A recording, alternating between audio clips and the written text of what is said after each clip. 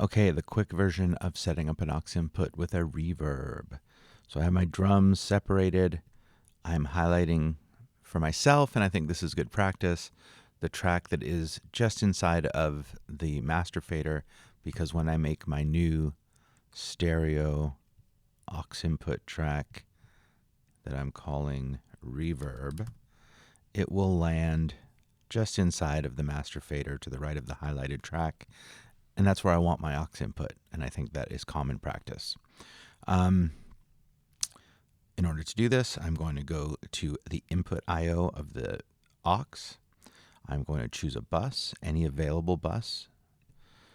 Might as well choose the first one. I'm going to insert a reverb, deverb preferably. And I am going to start thinking about the sounds that I want reverb on. I do want some reverb on my snare drum.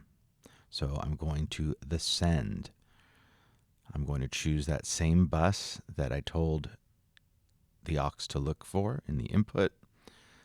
And as I bring this fader up, we will hear some reverb.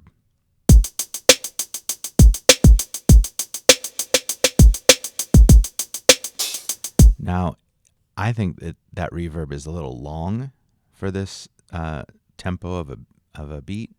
So I'm going to start thinking about bringing that down. I'm going to overdo my reverb for now.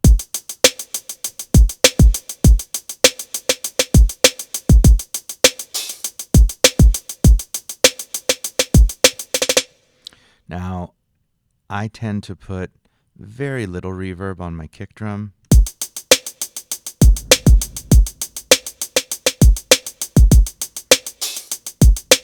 I will put a little bit on my hi-hat.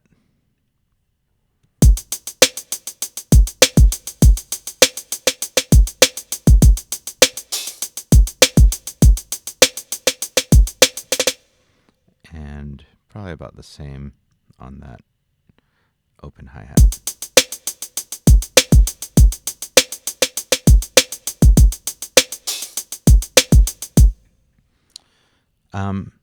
There you go. And the idea again, you would add this to your keys, you might add this to your horns, you might add this to your leads. This is kind of the reverb that puts the band in the same room.